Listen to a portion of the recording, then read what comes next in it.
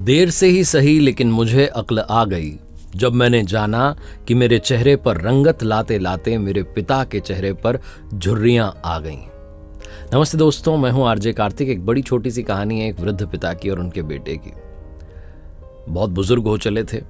उनकी वाइफ का यानी कि उस लड़की की माँ का कुछ समय पहले देहांत हो चुका था। घर में अकेले रहते थे। लड़का जो था दूसरे शहर में जॉब करता था और जब भी छुट्टियों में अपने होम टाउन आता था तो अपने पिताजी को एक महंगे रेस्टोरेंट में डिनर डेट पर ले जाता था। हर बार का उसका रूटीन था। इस बार भी जब वो छुट्टियों में आया तो पिताजी ने कहा, अरे बेटा कहाँ चलेंगे, रहने देते हैं। उस लड़के ने कहा, नहीं पापा चलना पड़ेगा आपको। पिताजी ने कहा, अरे नहीं, घर में ही कुछ बना लेते हैं, खा लेते हैं। लड़के ने कहा, नहीं, हर बार का रूटीन है, इस बार भी फॉलो होगा। आप अकेले रहते हैं, कुछ समय मेरे साथ बिताने को मिलता है, थोड़ा घुमाएंगे, बाहर चलाएंगे, घर में बैठे रहते हैं दिन भर, आइए चलते हैं थोड़ा। कार में उनको बैठाया, उनको लेकर के गया डिनर डेट के लिए और 5 स्टार रेस्टोरेंट में जाकर के टेबल पहले से प्री बुक्ड थी, वहाँ जाकर के बैठ गए। बहुत बुजुर्ग हो चले थे, हाथ कांपते थे, पाँव कांपते थे, शरीर कांपता था। मेन्यू आया तो उन्होंने जब वो कार्ड उठाया तो उनके हाथ कांप रहे थे।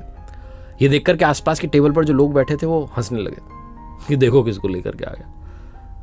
फिर उन्होंने अपनी पसंद की जो है सब्जी और दाल ये सब ऑर्डर कर दिया। डिजर्ट में आइसक्रीम ऑर्डर कर दी।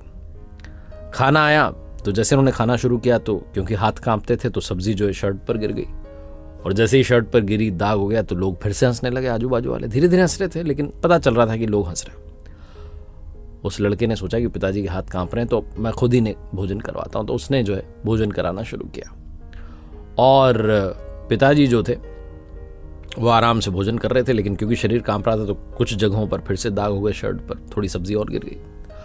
आइसक्रीम जब आई डिजर्ट में तो फिर आइसक्रीम उनको खिलाई लड़के ने, उनको भोजन करवाया। उसके बाद खुद ने भोजन किया और भोजन करने के बाद अपने पिताजी से कहा, आओ वॉशरूम चल के आते हैं। वॉशरूम में लेकर के गया, अपनी जेब में से कंघी निकाली, उनकी कंघी की फेस वॉश किया, जहाँ जहाँ शर्ट पर दाग धब्बे हो गए थे उनको क्लीन किया और प्रॉपर नीट एंड क्लीन करके जैसे घर से तैयार होकर आए थे वैसे ही वापस तैयार करके उन्हें वॉशरूम से बाहर लाया और रेस्टोरेंट में बिल पे किया, वेटर को टिप दी और उसके बाद जाने लगा।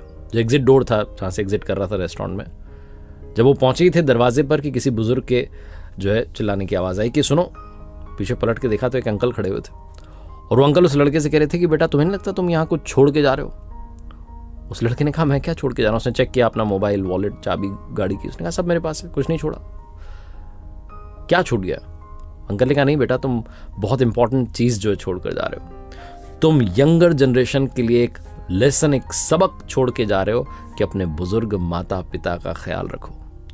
और दूसरी चीज, तुम हम बुजुर्गों के लिए एक आशा की किरण छोड़ करके जा रहे हो कि ऐसे भी बच्चे होते हैं। बहुत छोटी सी कहानी है जो आंखें खोल देती है। हम में से बहुत सारे लोग अपने बुजुर्ग माँ बाप को बाहर ले जाने से कतराते हैं।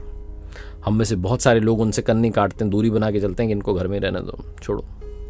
लेकिन हम भूल जाते हैं कि जब हम छोटे बच्चे थे तब हमारी माँ जब हमें भोजन कराती थी, हमारी भी जो शर्ट थी उस पर जगह जगह दाग धब्बे हो जाते थे, भोजन गिर जाता था। कई बार उनके ऊपर जो है भोजन गिर जाता था, उनके कपड़े गंदे हो जाते थे हमें खाना खिलाते खिलाते।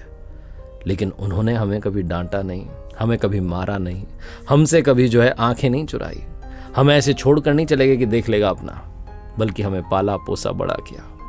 हमारा भी फर्ज बनता है कि जो घर के वृद्ध हैं, बुजुर्ग हैं, उनका ख्याल रखें। जब उनका शरीर कांपने लग जाए, भोजन करने में परेशानी हो, तो अपने हाथ से प्रेम से उन्हें भोजन कराएं। छोटी सी कहानी जिसका सार ये कहता है कि अपनों का आशीर्वाद साथ होना जरूरी है।